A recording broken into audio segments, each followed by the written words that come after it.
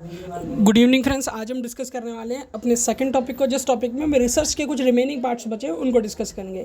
इन parts के साथ साथ आज आपके लिए एक चैलेंज रहेगा। इस वीडियो में जितने भी एमसीक्यू हैं आपको उनके आंसर देने हैं, ठीक है। तो मैं आज किसी भी एमसीक्यू का आंसर देने वाला नहीं हूँ। साथ ही बात करें तो एज़ यूजुअल दोनों लैंग्वेज में मैंने कंटेंट को रखा है, हिंदी और इंग्लिश में, क्योंकि कुछ लोग की मुझे कंप्लेंट थी या मेरे टेलीग्राम पर उन्होंने ये मैसेज किया था कि वो हिस्ट्री से प्रिपरेशन करते हैं या हिंदी से प्रिपरेशन कर रहे हैं, तो उनके लिए पेपर 1 को इंग्लिश में पढ़ना काफ़ी ज़्यादा टफ होता था। इसीलिए मैंने इसको बाईलैंग्वेज मतलब हिंदी और इंग्लिश दोनों में रखा है। तो चलिए स्टार्ट करते हैं। पहली डेफिनेशन पढ़ते हैं, इवेल्युएटेड रिसर्च। इट मीन्स ऐसी रिसर्च जिसमें मूल्यांकन करते हैं। अब पढ़ते हैं डेफिनेशन ऑफ इवेल्युएटेड रिसर्च की।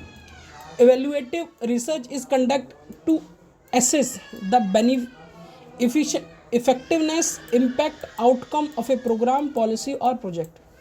अब सिंपल समझिए इवैल्यूएटिव रिसर्च का मतलब क्या होता है। जैसे कि स्टार्टिंग में कोई भी गवर्नमेंट आती है, इस्टेब्लिश होती है, गवर्नमेंट के आने के साथ साथ गवर्नमेंट कुछ ऐसी योजनाओं का अनाउंसमेंट करती है, ऐसे प्रोजेक्ट का अनाउंसमेंट करती है, उनको कंप्लीट करती है।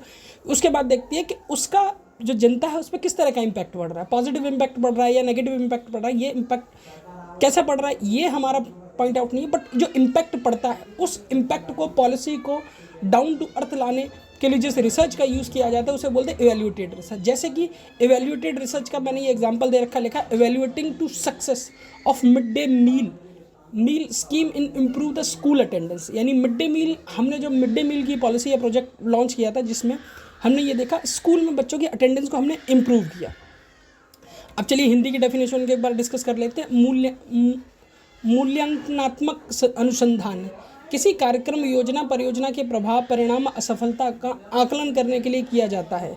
जैसे मिड डे मील योजना से स्कूल में उपस्थिति बढ़ी या नहीं, इसका मूल्यांकन करना।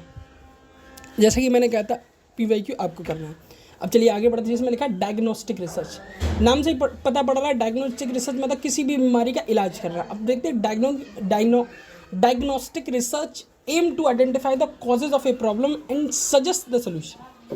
एम है आइडेंटिफाई करना प्रॉब्लम और उसके साथ साथ उसके सजेस्ट करना सोल्यूशन को। Finding the reason of declining student performance in school. Reason find out करना स्कूल के अंदर किस रीज़न के कारण बच्चों की अटेंडेंस वो परफॉर्मेंस डिक्लाइन हो रही है। ये आपका होता है डायग्नोस्टिक रिसर्च। इसमें एक पॉइंट मिसिंग है, हमने डेफिनेशन में पढ़ा है। पहले तो कॉज फाइंड आउट करना, उसके बाद उसका सोल्यूशन है।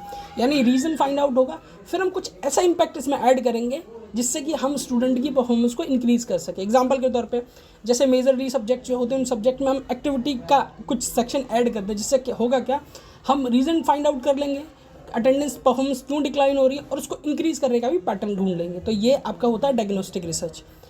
अब इसको एक बार पढ़ लें। निंदनात्मक अनुसंधान डायग्नोस्टिक रिसर्च का उद्देश्य सामान्य किसी समस्या के कारण को पहचानना और उसके अनुसंधान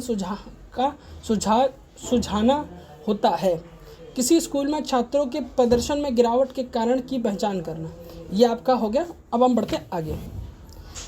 थर्ड रिसर्च है करेक्शनल रिसर्च, ठीक है। Correctional research study the relationship between the two and more variable without manipulating them.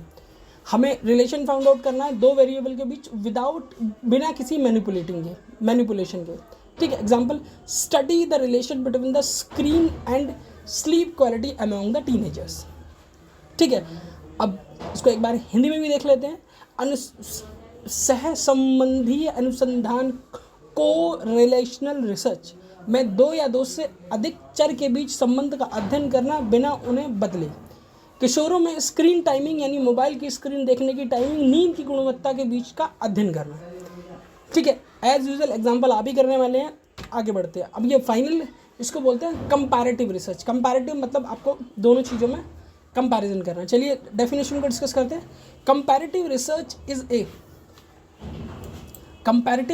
a type of research that compare two or more group variable case situations, identify the similarities and differences among them। Example के तौर पर आप ऐसे समझ लीजिए, हम compare करेंगे दो स्टेट्स की पॉपुलेशन को या दो स्टेट्स के कल्चर को।